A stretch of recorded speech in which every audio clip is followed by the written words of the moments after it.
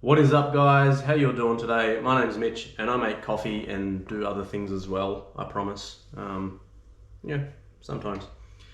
As you can see, the brew bar is looking very different to the last time you may have seen it because it's in a different house because I finally moved, and this is a temporary brew bar setup until I get the chance to build something better, and I'll probably keep you guys updated with that along the way. But what we are actually talking about today is your brew temperature. A lot of machines these days, any semi-domestic, semi-professional machine like the Cube, you can or should be able to adjust your boiler temperature, i.e. your brew temperature as well. So I'm going to pop up a little graph right here that you guys can screenshot, do whatever you want.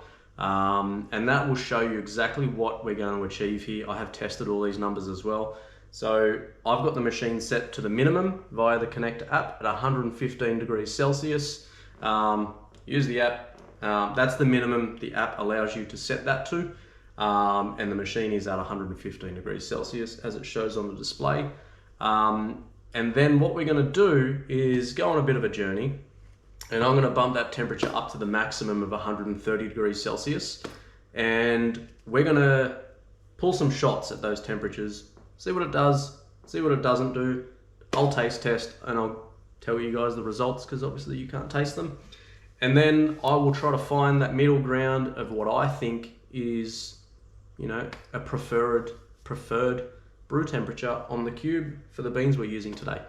I'm going to get stuck into it because I am desperate for another coffee. Let's go.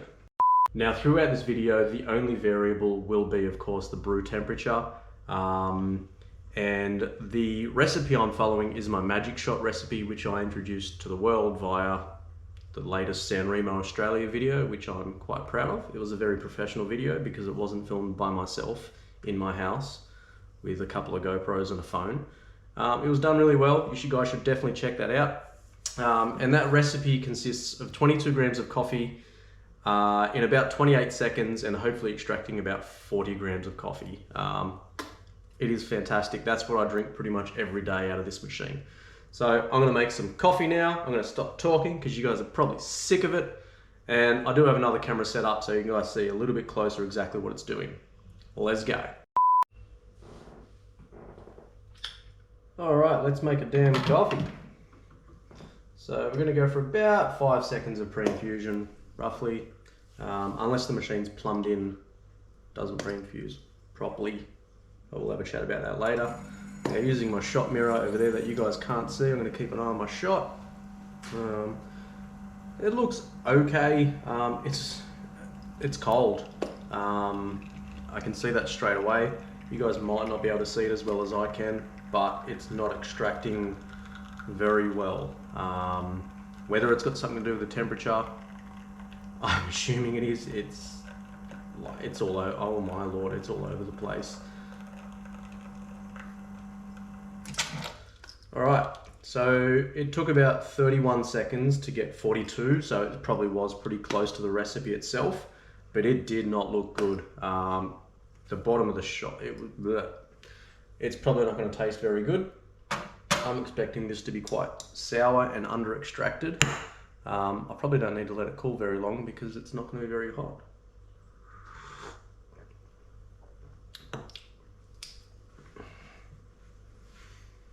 Yeah, no, that's not great. Probably don't brew your coffee at 115 degrees. Look, it's okay. It's not the worst I've ever had, but it's definitely not incredible.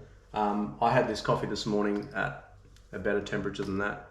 It's a much better coffee than that. So I'm going to go to the maximum temperature. We're going to wait for the machine to get up to there, and I'll go again. Now the machine is up to its full temperature of 130 degrees in the boiler. I've ran a lot of water through just to get everything up to the correct temperatures of what it's actually going to extract at. And I'm going to make a coffee We're going to aim for the same recipe. Now that last shot had a lot of channeling and a lot of rubbish going on that you guys might not have been able to see. The close-up cam might have given you a better view. But let's see what this does.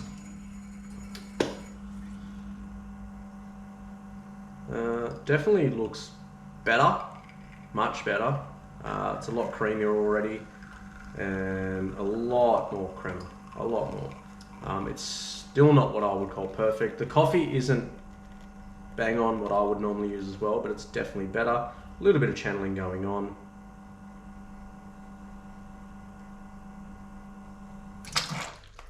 But we're bang on target. So we got our extraction out in the correct time.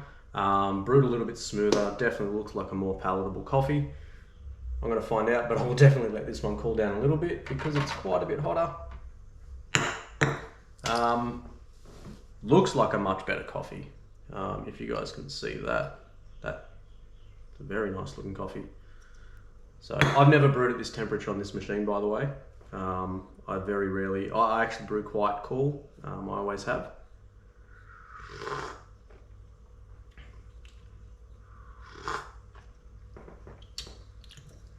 It's actually a good coffee. It's not perfect. Like I said, I've had this coffee quite a few times from this machine at a lower temperature than that. But that's quite good. A lot of body about it, but it definitely has a bit more acidity than the first shot. Not bad acidity necessarily, but I'm more of that sweet coffee kind of guy. And from an Ethiopian, I would expect more of the sweet flavors. Good coffee, but I'm gonna bring that down to 122 degrees on the brew temperature, so we're pretty close in the middle there, and we're gonna go again. Now everything is at the correct temperature of 122 degrees. I've ran a lot of water through there to help us out, get everything to the right temp. Let's make a coffee. Now that last one had a decent amount of channeling still going on, so I'm hoping this pulls us away from that and finds like a nice little middle ground for us. So same recipe. It's definitely looking a lot better, a lot smoother on the extraction, a little bit creamier. Just that middle ground of, you know, not too hot, not too cold, and we can get a good coffee out of this thing.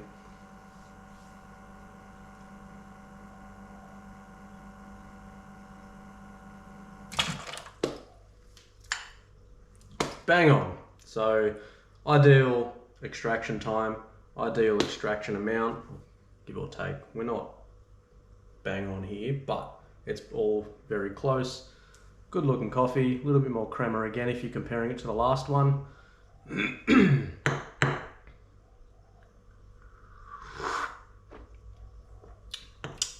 And a much better tasting coffee, in my opinion.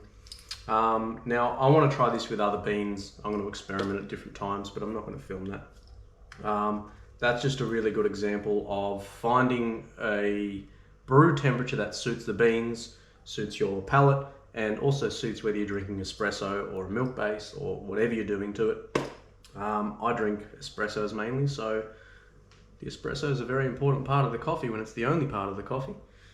So have a play with your machines, guys. If you're unsure how to do that, pop a comment below and I'm more than happily either find the answer or tell you the answer. If I don't know, I'll find out. And I have also done one small modification to this machine that I'm not going to tell you guys about just yet because I don't want everyone mucking around with their machines while they're still within warranty.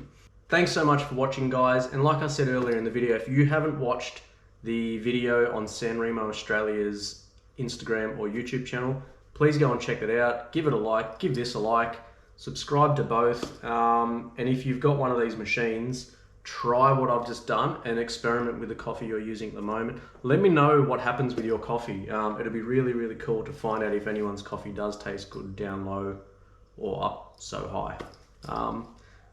That's all for today. Thanks so much for watching. Happy brewing.